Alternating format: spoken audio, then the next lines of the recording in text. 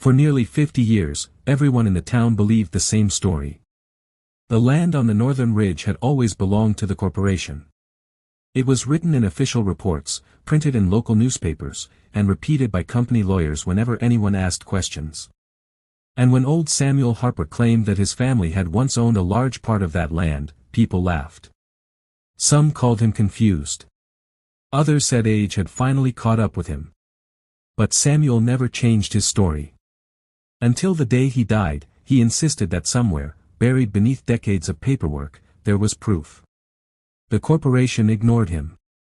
The town forgot him. And the claim disappeared. Or so they thought. Because 22 years after Samuel's funeral, his granddaughter opened an old ledger book that nobody had touched in half a century. And what she found inside would cost a powerful corporation millions of dollars. Samuel Harper had spent most of his life working as a surveyor. He wasn't wealthy. He wasn't politically connected. He was simply a quiet man who knew every hill, creek, and dirt road within 50 miles.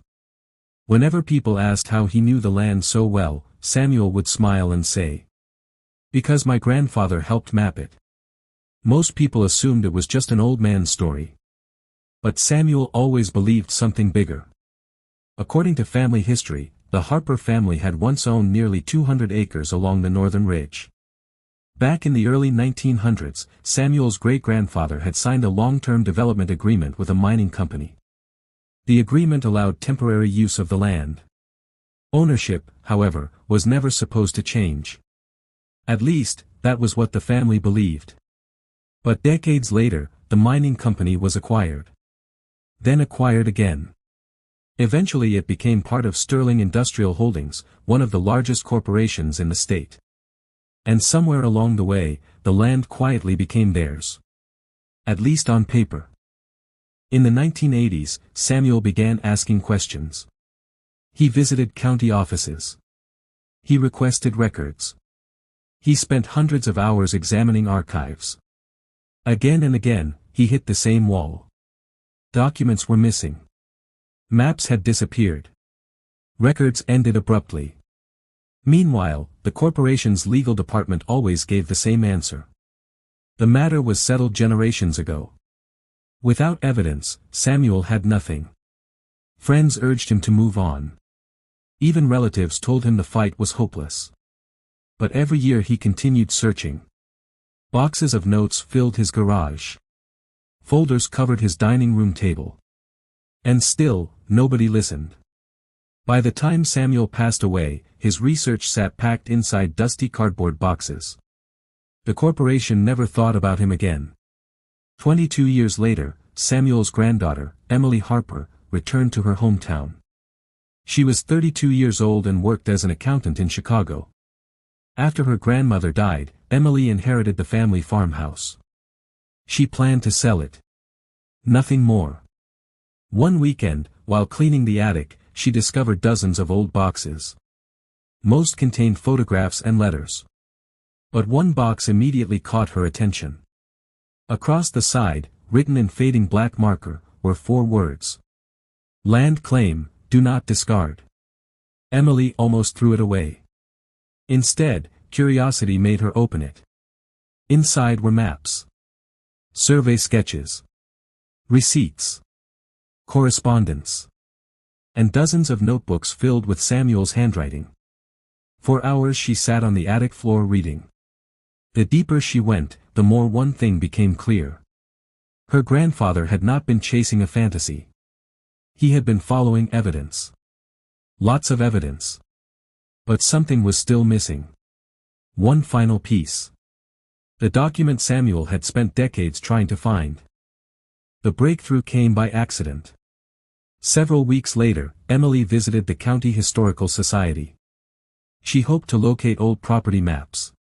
An elderly volunteer listened carefully as Emily explained her grandfather's research. Then the volunteer paused. "You said Harper?" Emily nodded. The volunteer disappeared into a storage room. A few minutes later, he returned carrying a large leather-bound ledger. Dust covered the cover. The book looked ancient. "Nobody has opened this in years," the volunteer said. Inside were handwritten entries dating back more than a century. Page after page recorded transactions, surveys, and ownership agreements. Then Emily reached a page marked 1907. And everything changed.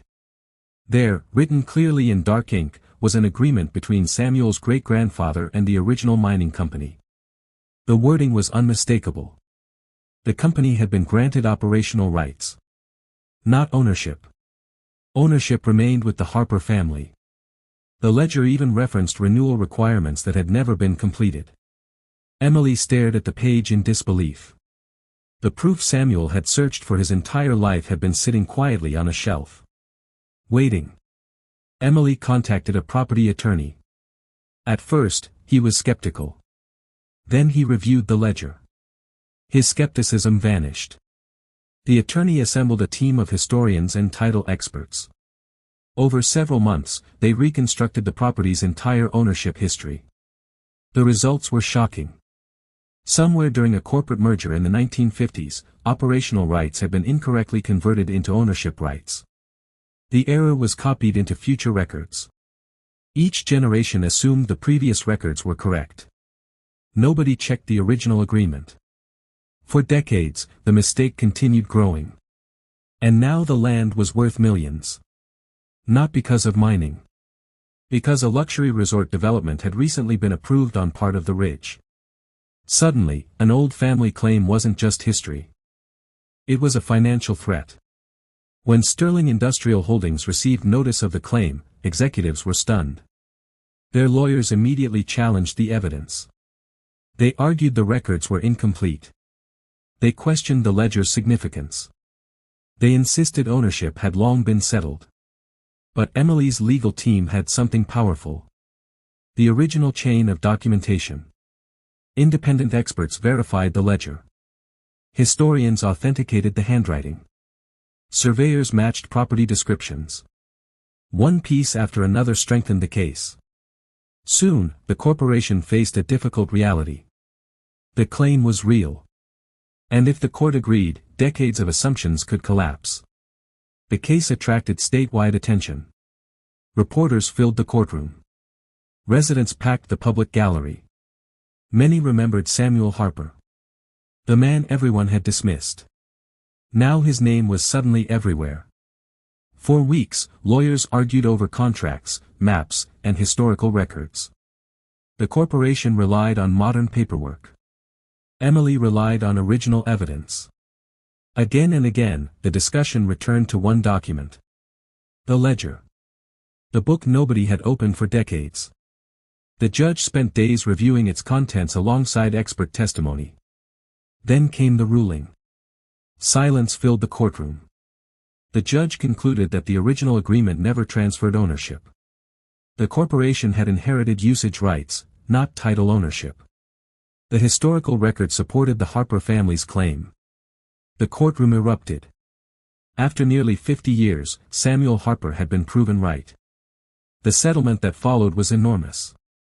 Rather than risk years of appeals, the corporation negotiated compensation and revised property agreements. The Harper family received millions. But Emily did something unexpected. She used part of the settlement to establish a local historical preservation fund. Her goal wasn't revenge. It was protection. She wanted forgotten records preserved so that no family's history could disappear again. The fund digitized thousands of documents. Old ledgers were scanned. Maps were archived. Local history became accessible to everyone. And at the center of the Historical Society's main exhibit sat one object. A worn leather ledger. The book that changed everything. People often think justice arrives with dramatic speeches or powerful victories. But sometimes justice waits quietly. Hidden inside a dusty attic. Locked in an overlooked archive. Or resting on a forgotten shelf. Samuel Harper never lived to see his name cleared. He never saw the courtroom ruling. He never watched the corporation admit its mistake.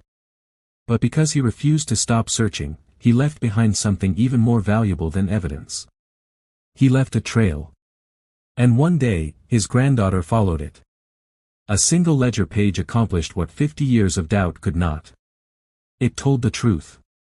And in the end, the truth was enough.